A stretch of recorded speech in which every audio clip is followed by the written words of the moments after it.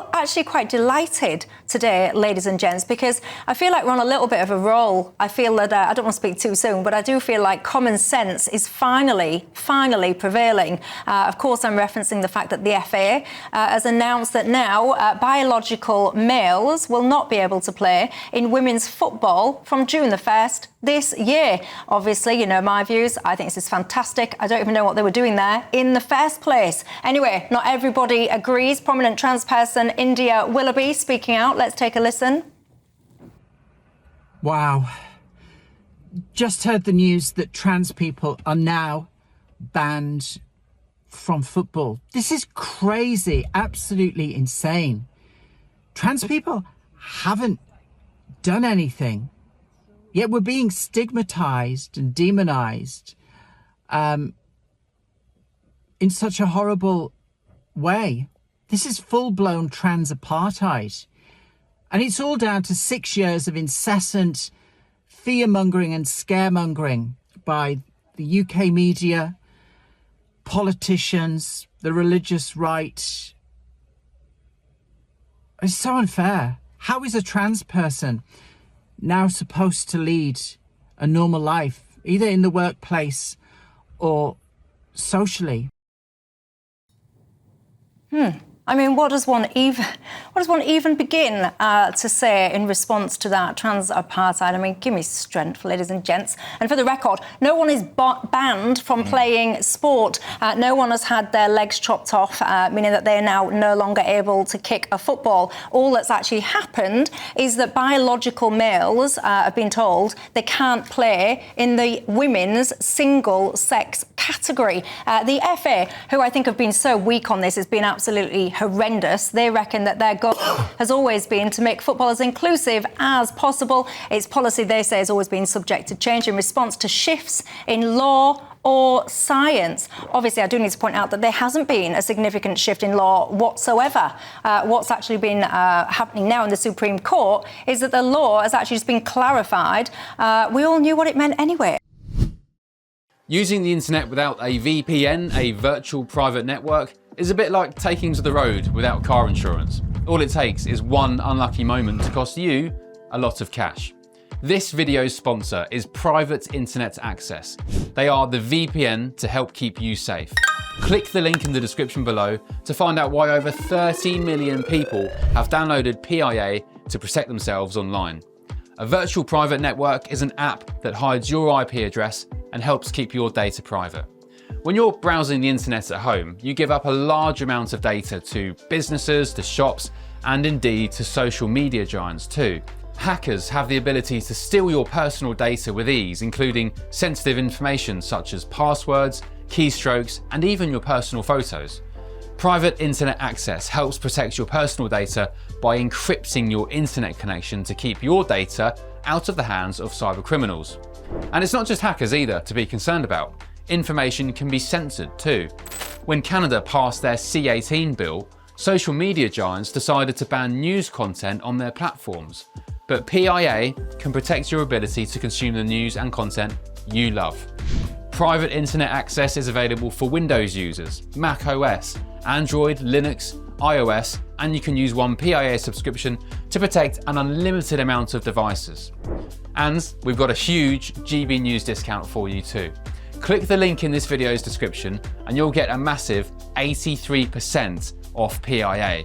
That's under £2 a month, the price of a coffee, and you'll get an extra 4 months completely free on top. Also, there's a 30-day money-back guarantee too. Visit piavpn.com/GB News to start protecting yourself digitally today.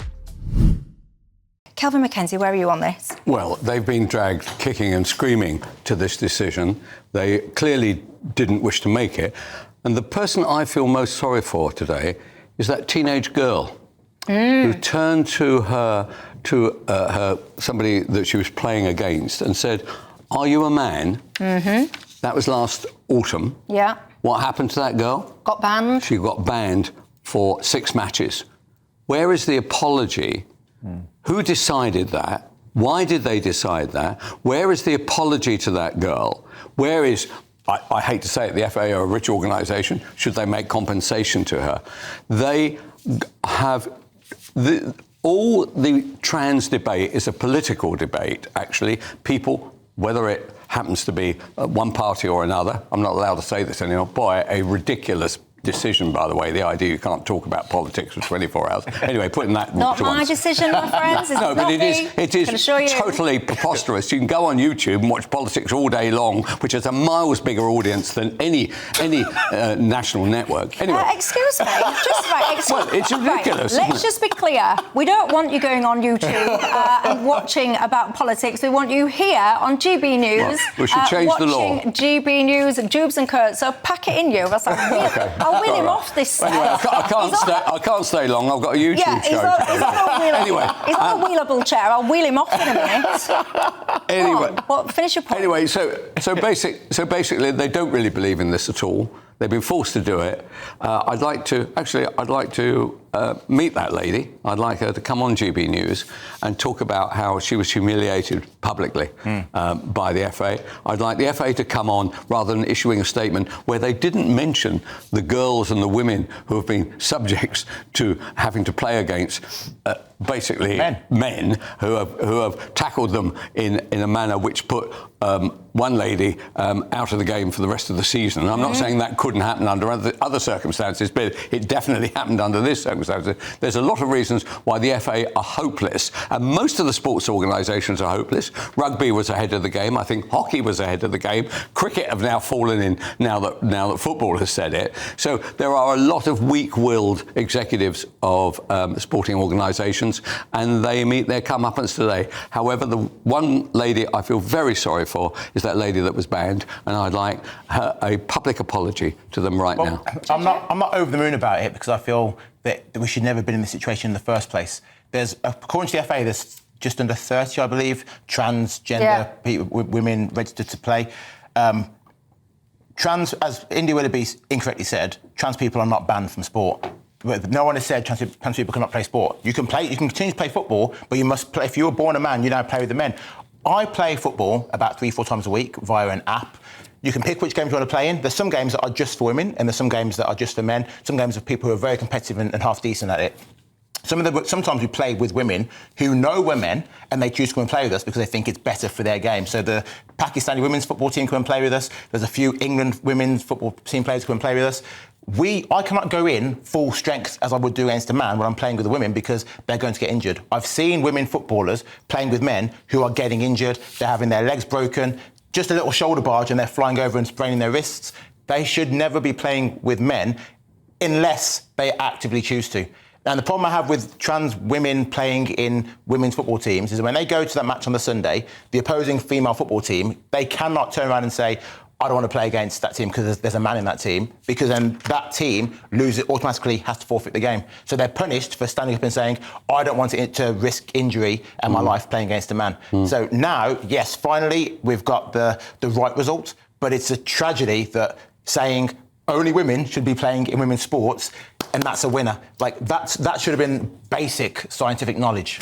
I'm a little bit suspicious, ladies and gents, as to what it is that's actually driven the FA's decision, because as we've all just said then, they were literally just drag kicking and screaming. And a part of me wonders, I wonder if it's something to do with the likes of like your insurance companies now turning around and saying, do you know what, we insure you, and actually, if there is an issue because a biologically male player has broke the leg or whatever it is of a female within your women-only single-sex category, then guess what? We're not going to pay out. I wonder whether or not there's anything like that at play in the backgrounds. I've got to tell you, this decision, of course, has divided people. The Marching Out Together group, they have sent a statement saying that they send their love to the trans community and that trans people should be able to live their lives fully, feeling safe and supported. But sadly, our society remains a long way from this. Well, they'd be able to put together 6-5-a-side teams anyway, wouldn't they? So why don't they just start their own? Why don't they start their own leagues? Well, here's the thing: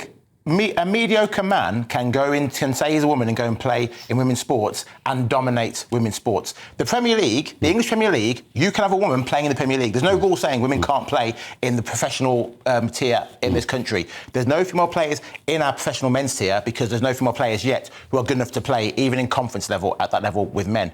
But a man like myself, who doesn't get paid to play football and is over the hill, can still go and play against women who are considered good enough for their country and compete against them and knock them over and injure them. There's no... and Michelle, I think you're right. I think the FA has been told by their lawyers, listen, guys, if anything happens now, it's all on you. And we're not... it's going to hit you guys in the pocket. So they've had to act. But it's just ridiculous that it's come to this. For people are now saying...